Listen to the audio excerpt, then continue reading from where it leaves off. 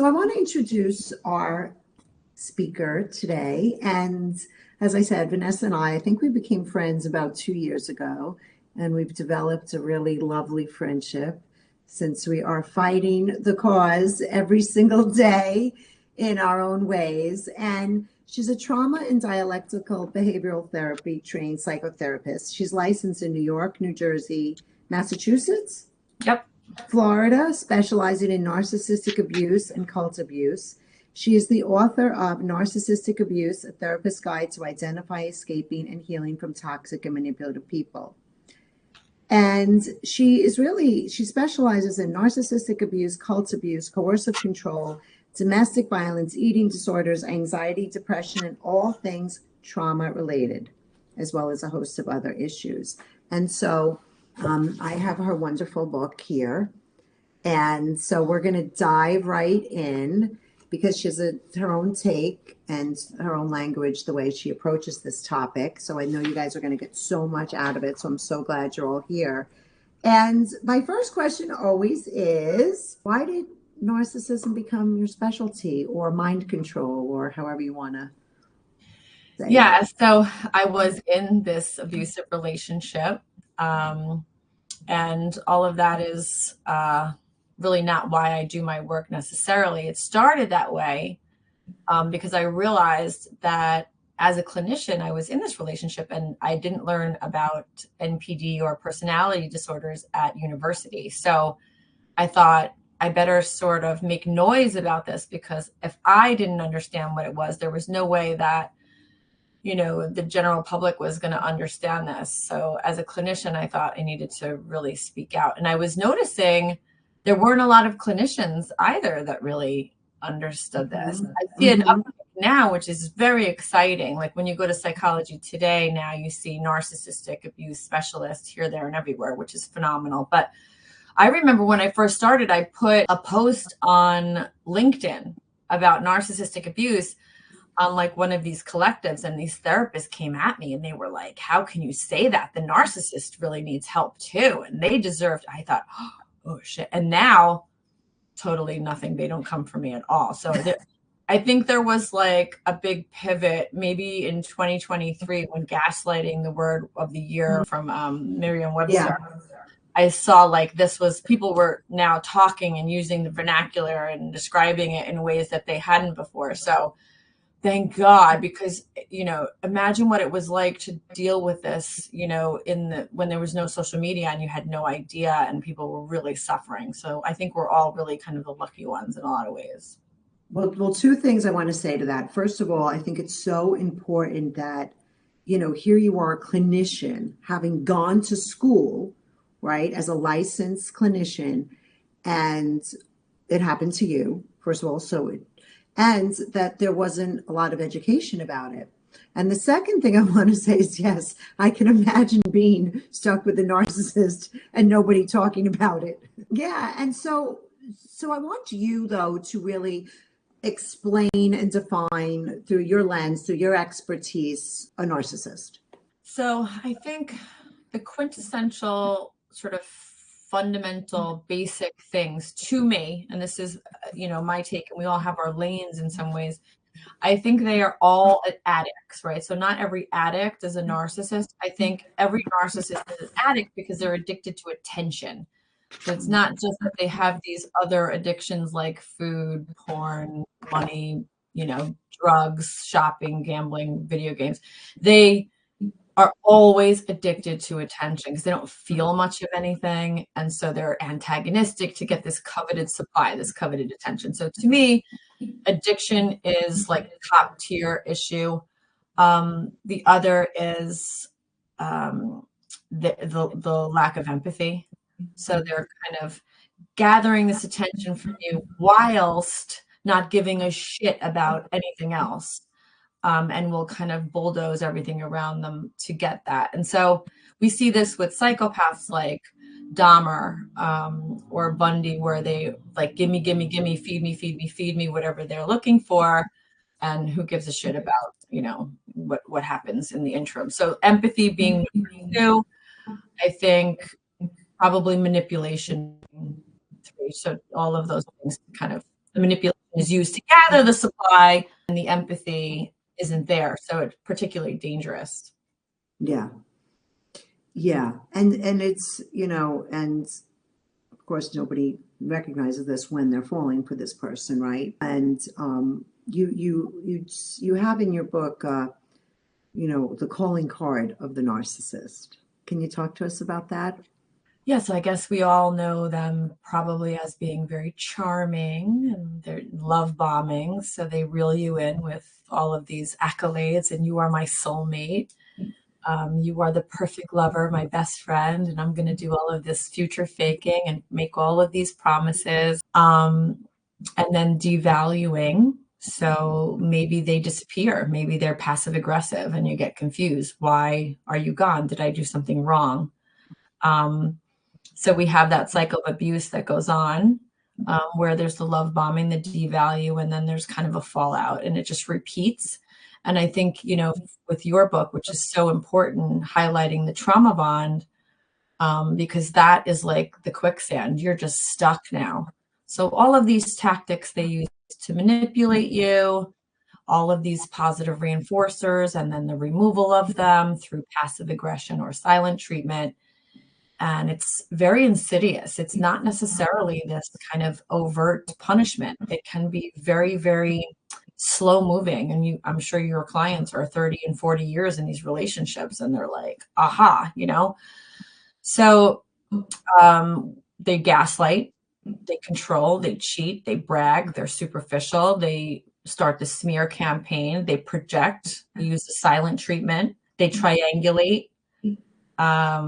They tend to be anxious. The psychopath, not so much, but the narcissist can be very sort of buzzing around like neon. It feels like there's this pervasive sort of buzz and, energy. They can be impulsive, intimidating. And it's hard because it really is. And I did a post about this on Instagram. It's like a constellation, or as Dr. Ramani says, like a recipe. It's not one thing. It's like this big, collective of characteristics. And they don't check all of them. And there's overlaps with sociopathy and borderline and bipolar and psychopathy. And so it's not so clear. But I think if you have a good amount of these checked off, then you definitely want to run like hell. Right. And the covert ones, I think you bring up a good point, is that these subtle things that they do can be not so obvious, especially if you've lived with them for a long time and you just kind of become used to it. Yeah, we make excuses for them. I think we want to give them the benefit of the doubt. I think passive aggression is a huge one that is such a toxic behavior. I disallow that from my life now. I don't want to receive it, and I don't even give it. So if I catch myself, sort of being shitty in that way, I have to really mind myself, because it's such a toxic behavior, truly. Like even sarcastic stuff, like, and me, Nadine, at this point, I'm pretty funny. Like I'm a funny person. I don't need to be funny at someone else's expense. Do you know what I mean? Like that is of course.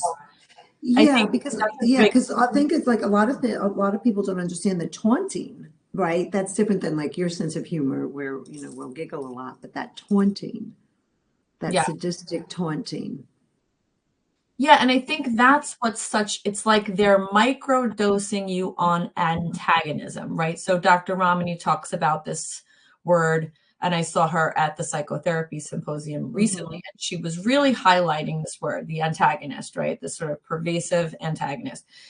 And that's really what passive aggression is. It's like, it's a microdosing of that. It's like a baby, antagonistic kind of dagger.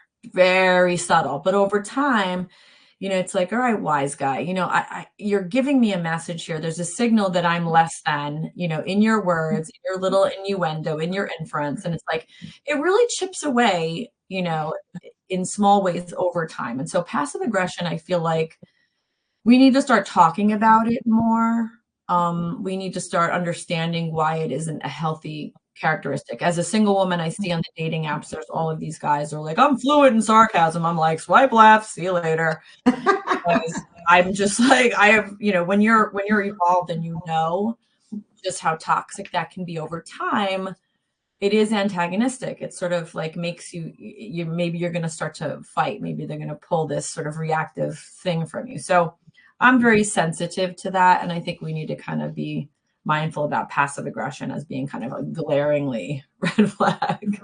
Yeah. And, I talk a lot about the dark tetrad in here, and the researchers on it are trying to actually change it to the antagonistic tetrad. Oh, there you go. Yeah, so they're trying to. I've read a lot of things. I mean, they might struggle with that because at the root, like, of this personality is that antagonism. It's that hostility. Mm-hmm. That's very, very challenging to live with, whether it's covert or overt. So I want to ask you, because you have this in your book too, what the narcissist will not do. Oh God, tell the truth. Celebrate your wins. So they may overtly be like, oh, congratulations, there's some flowers and, this is phenomenal for you. But they will not authentically celebrate you. They're going to tuck that somewhere, and you could get punished for autonomy later, because that's really what they don't want you to have, is autonomy.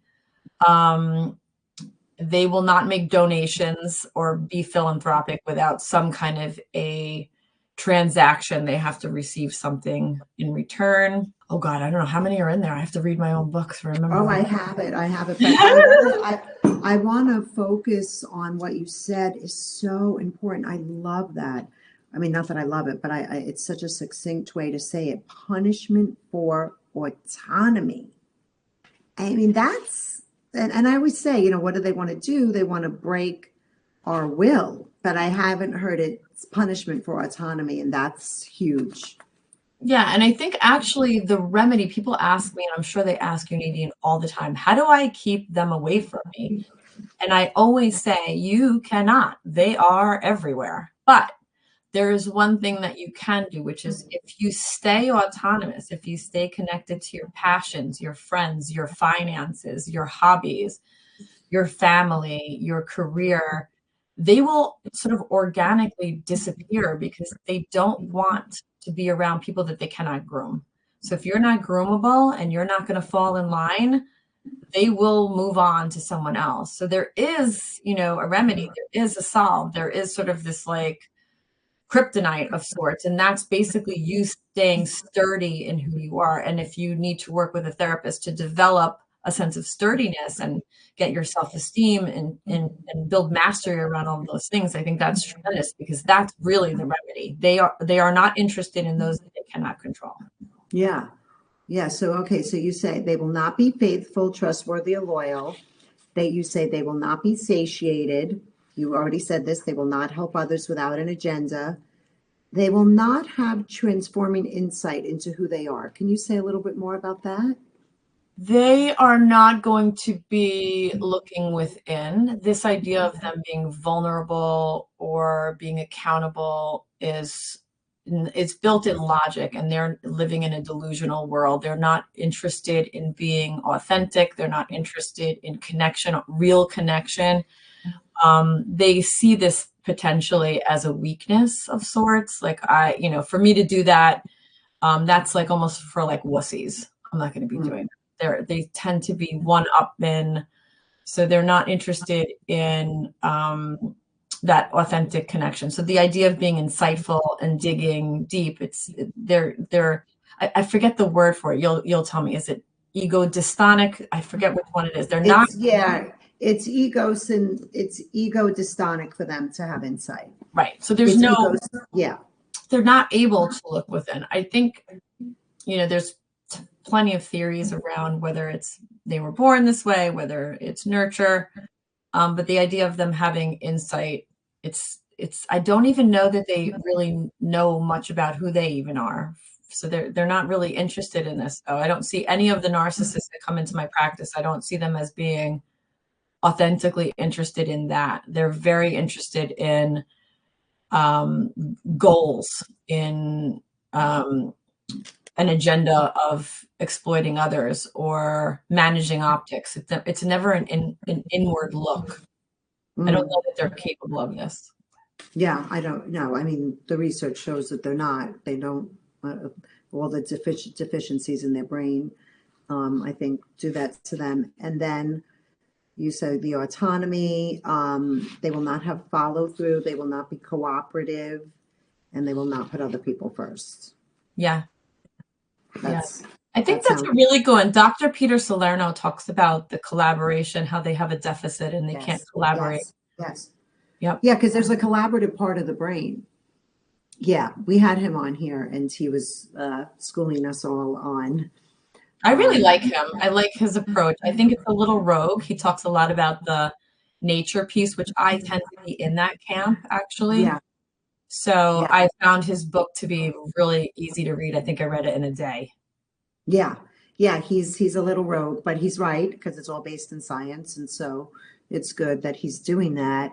And so this is, I think, really like the crux of your book that separates it a lot and really gives it its own lane, is where you talk about the relationship being a cult of one and the mind control.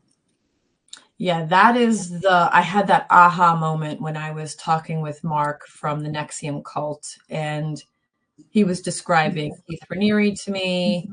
And I thought, oh, wow, this sounds exactly like my abuser. And this was the exact characteristics, including the manipulation, the isolation. So cult leaders sort of famously keep their fellowship from getting outside information. So in the case of Scientology, Tom Cruise is disallowed from looking at, magazines or the news, and it felt so exact. I remember being just tunnel visions, like blinders on, like I was only going to be subscribing to this narrative in this hierarchy, and this person and this deity was going to be, giving me information. And I found my friends were slowly, falling off, whether it was through my own bad behavior and pushing them out, because I had now become a minion of his. And, but everyone had fallen out, and then it was just myself and the guru, right? And I thought, oh my God, this is exactly the same thing. So, that is really important, I think, because what I think happens when we think of ourselves as having been in a cult or being in a cult is it really destigmatizes, first of all, cults, but also that anybody can get manipulated by this, right? So you can be super smart, you can be super successful, and you can fall into the groupthink scenario. We see it in political climates. We see it in all kinds of different religious environments where really well-intentioned people like Mark were hoodwinked by a con artist. And even in a collective, 900 people, 9 million people, highly intelligent. And so it's very Pavlovian. It's like basically about positive reinforcers. And so that was my aha moment, was the being in a cult, because I never thought I was going to be in a fucking cult. A cult? Are you? But I'm like that girl who's like, you can't tell me. And I was in a cult. Yeah, well, I get that, because, that really resonates with me, because my ex, Stratton Oakmont, was definitely a cult, because, they all got groomed and indoctrinated into that way of living, looking at the world like that. And then everybody's drinking the Kool-Aid. And there's that positive reinforcement of the money and whatever, all the girls or whatever else they were all doing, and the drugs and the money and the money. And, consistently, myself included, going against values, right? I think that's a big part of this. And we work a lot in the course on values, because when you're in love with somebody like this, or you're part of this cult of one, I don't know if it's love, but you just little by little, you just start to chip away at those values. Bye-bye, bye-bye, bye-bye. Yeah. And I think John Lalique refers to us as also becoming perpetrators. We saw this with Diddy. We see like people, well-intentioned people are sort of like maybe being quieted. They're sort of turning a blind eye, even, which is in these cases will end up being criminal probably for some of those people. But I think I probably would have robbed a bank for my abuser because I was so, involved in the lies, and I was subscribing to the narrative that I was being fed. And yeah, I think that's really important, is to understand that it is a mind control, that this is about mind control. Yeah, yeah, yeah. I lived it, and I agree with you. And so you have your own way that you describe the phases. I would love for you to go through them, and then I would really like you to also focus on the discard and the smear. Mm-hmm. But name them all. But also, I think those two are important, and I don't think we talked that much about them in here. The phases you're talking about, the cycle of abuse? Yeah, so you have like the luring phase, the love bombing phase, the mask slipping. So we we know that, right? They're love bombing us, they're luring us, they're love conning us. They're then, Dirty John comes, and then the mask slips, and it's all the manipulation that we spoke about. But the discard and the smear campaign, I think you write about them in a different way. I'd like to hear your thoughts about that. The smear campaign, I think, is interesting because I think people feel like this happens post relationship, but the smear campaign starts very early on. The narcissist knows what they're doing, and they know that there's going to be an end date. And even if they're not sure when that would be or how it will look, maybe they're not as thought out. They know that you're going to have an expiration, like a washing machine. It's at some point we're going to get the new washing machine. So we're going to try to chess play, and we're going to put, the queen is going to fall to be a pawn, and somebody else gets the queenship, right? So this is how they sort of play. There's always a gaggle of supplemental supplies with the main supply. And so it's like a little bit of a game that they're playing. So they know that this person could be moved out of position. So just to sort of oversimplify, it's not that they know there's going to be a date that it's over and woe is me, I'm so sad, and I'll then carry on. There's always like these people on the back burner, whether they are cohorts, children, family members, coworkers. There's somebody who's going to feed them something at some point. So the smear campaign starts really early, and I feel like people don't understand that they're planting the seeds for that discard very, very early on. And it could be, again, in passive aggressive behaviors, in inference, innuendo. I noticed that mom was acting weird yesterday. Did you see mom was acting weird? And then, your children might be like, well, I wonder if mom's okay. Dad said mom was acting a little weird. And it's just these little seedlings are getting peppered throughout, here, there, and everywhere.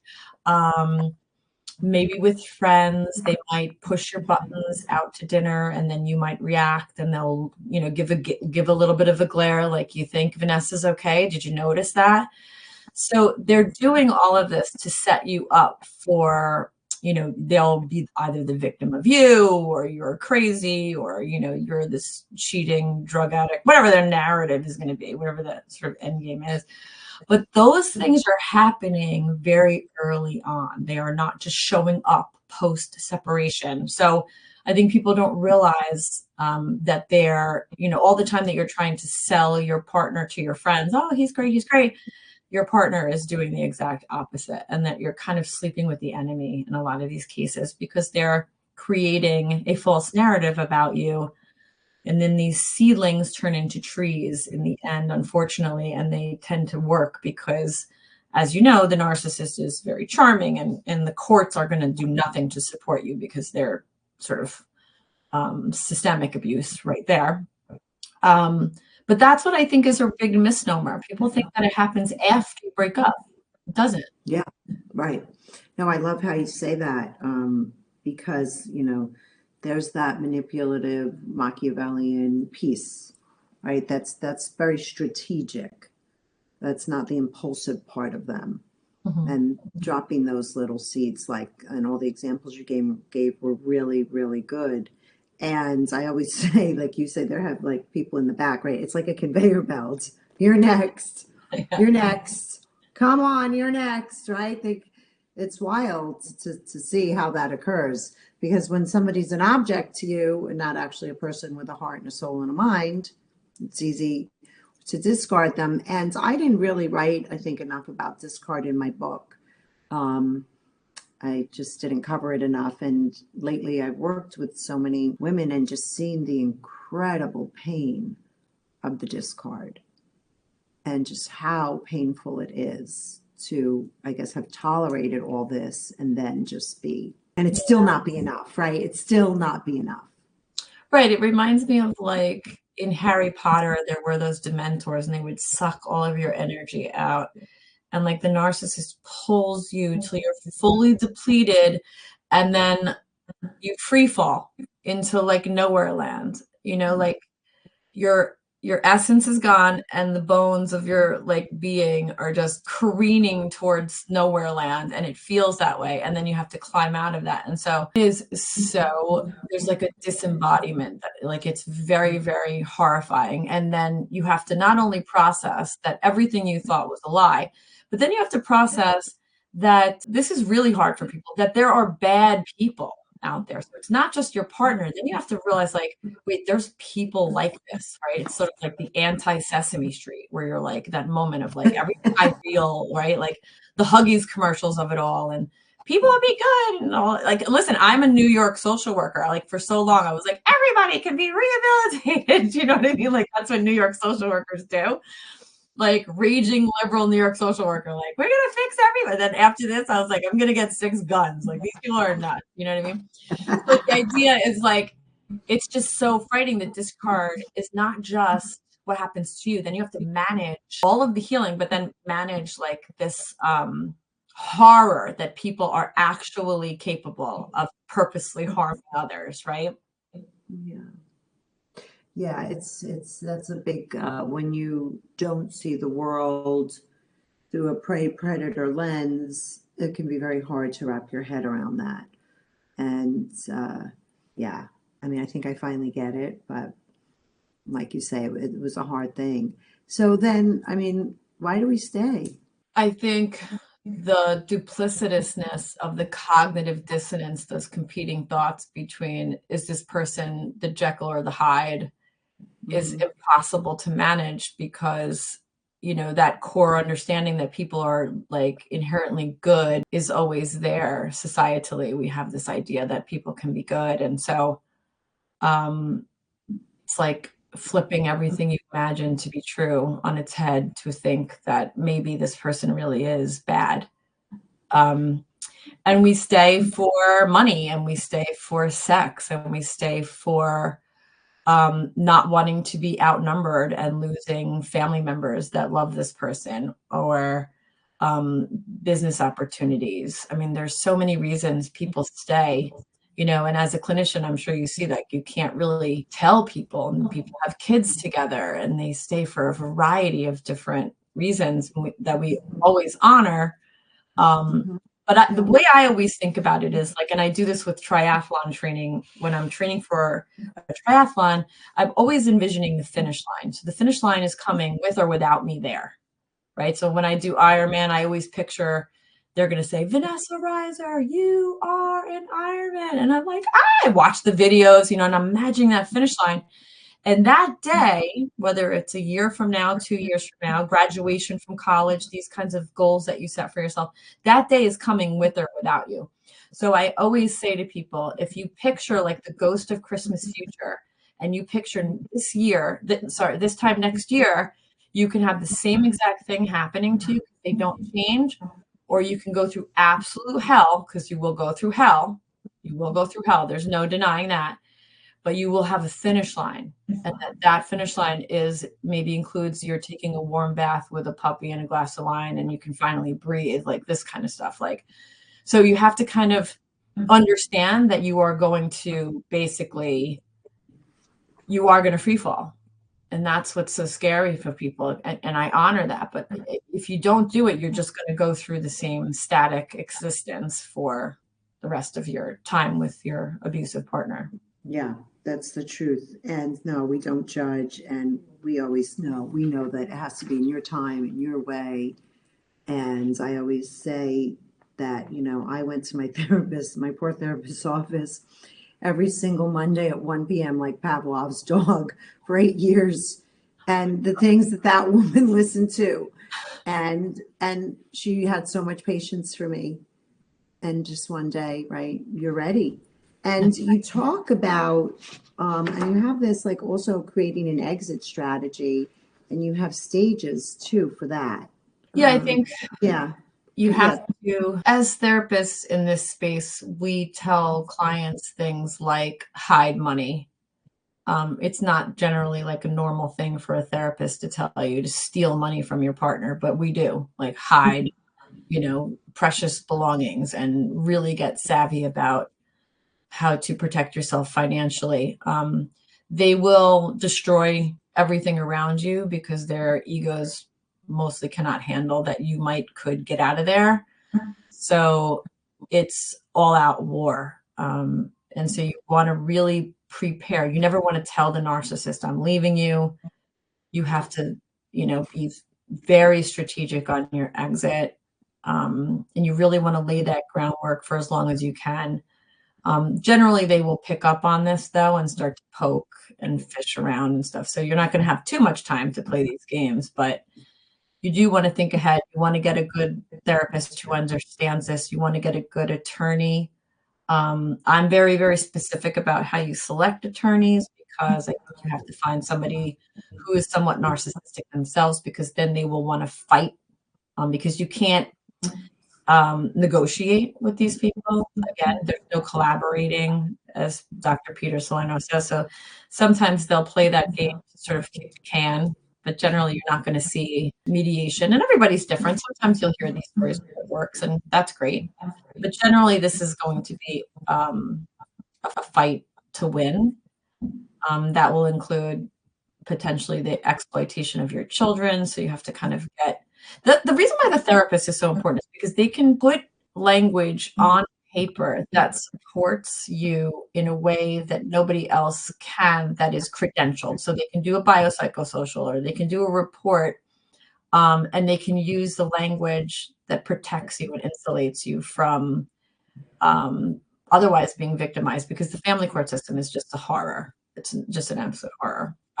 So there's a lot of different ways that you have to kind of think ahead and get really, really smart and resourced, and find people to help you, friends that believe you and get it.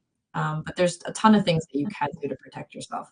Yeah. And, healing is possible. And you use one of my favorite words around healing, self-actualization. Yeah. Yeah. And You want to talk about that? yeah, I think we hit it a little bit where I was saying, like, finding silver linings and finding ways to build mastery and having this rebirth of sorts. A lot of women do this specifically in their lives anyway, right? So the kids get older and you just recreate yourself. You're like, you know what? Now what do I do? Right? So it's now what do I do? And like, you can, decide to lean into a new passion, a new career trajectory. Maybe there's, something that you've never tried before that you want to try. So I think that becomes glaringly evident. Sometimes it's hard to do because you're treading water during, the post-separation phase. But ultimately, there is this moment where you can, step into your power, and you can really get a true identity, especially if you grew up in a narcissistic family. This is really hard. So if you have narcissistic parents, or a cult, you grew up in a cult, or there was like a heavy religious component, and you're like sort of primed for servitude, right? So for you to find your identity, I think is a tremendous, it's exciting. It doesn't have to feel so heavy. This idea of like, who am I? What do I want to do with the rest of my life is kind of a cool endeavor. I used to work at the Bronx High School of Science, and it was really cool to help kids figure out their purpose. And so the self-actualization is going to be a really exciting experience if you let it, once all of the other stuff is sort of, somewhat been quelled. But it can be a tremendous experience. It's just, you have to find some support to get the trauma process too. Yeah.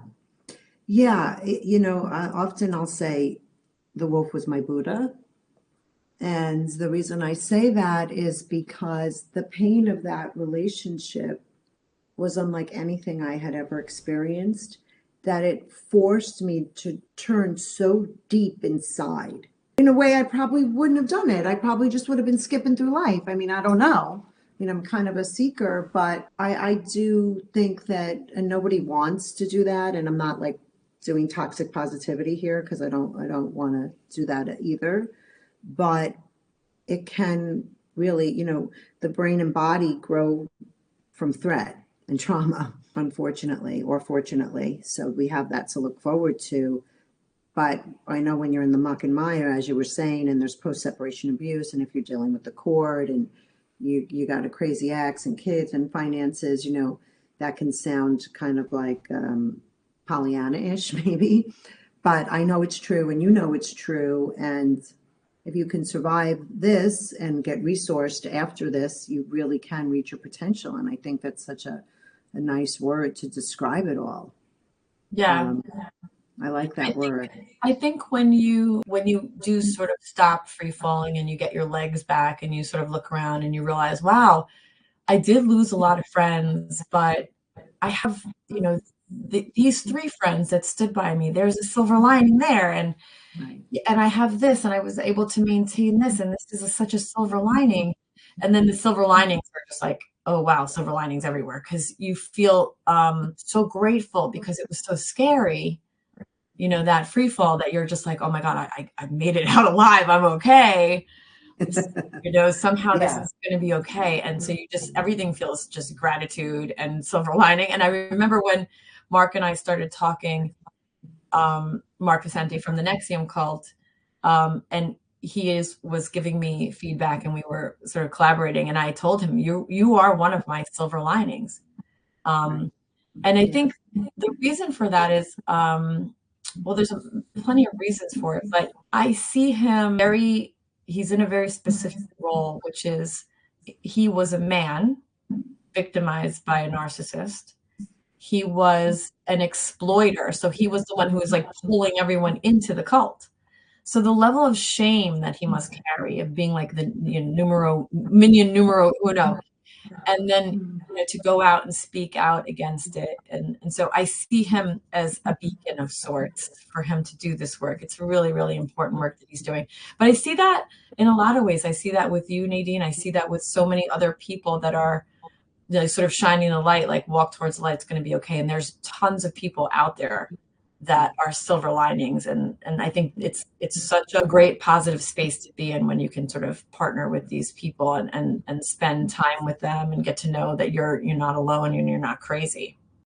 Well, thank you so much, Vanessa. This was lovely to talk to you. We could talk all day, you and I. Well, thank you guys. I hope you guys have a wonderful day, and just hang in there. If you're dealing with a narcissist, it does get better. It does get better. All right, my love. Have a great afternoon. Thank you so much. Bye, everybody.